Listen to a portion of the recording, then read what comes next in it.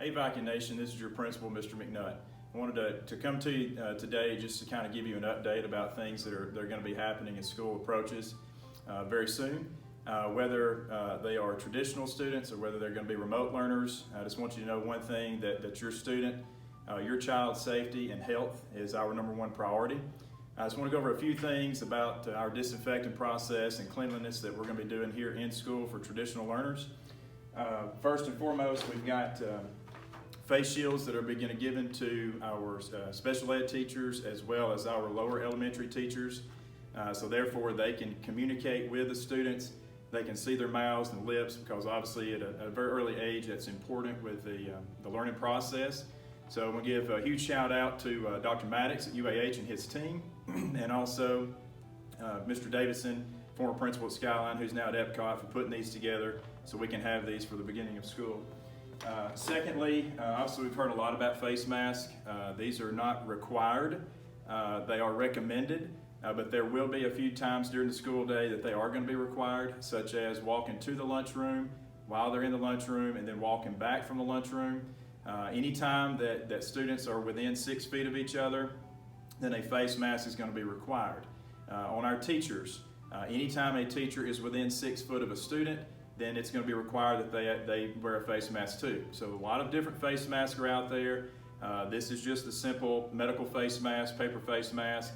Every student is going to get 3 cloth face masks provided by the Alabama State Department of Education. They can be washed. We'll have those as soon as we can get them. But I know most people have their own. Another type of face mask that you could use is a buff.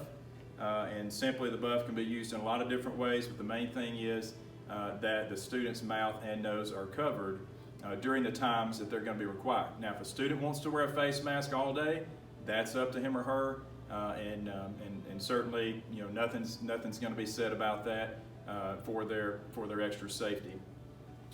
The other things that we're going to be doing, obviously, just hand sanitizer. We've got hand sanitizer stations throughout the building, both buildings, elementary and high school. We're going to get more hand sanitizing stations that are actually going to be controlled with their feet. So that will in turn be another thing, another measure, and they'll be inside the classrooms as well. So this will be used heavily. So as far as the cleanliness process goes and disinfectant, multiple times through the day our teachers will be wiping down desks and doorknobs in their classrooms. Our custodial staff and our administrators will be coming by and assisting with this and making sure, once again, that the health and the well-being is our number one priority. On top of that, after hours and before hours, every morning and every evening after school, bleach mixture will be sprayed throughout every classroom to make sure that we kill any germs that may be there. This will be done also on the buses. So as your child gets on the bus, leaves the bus, or gets in the classroom, leaves the classroom, this will be done. Any type of product that is disinfected throughout the day will be this type of product, which is safe for students to be in the classrooms and around if it needs be. But the main disinfectant will be Clorox after hours, either before school or after school. Another measure that we're going to be taking is when every student gets off the bus or out of the cars in the morning, each student's temperature will be taken daily.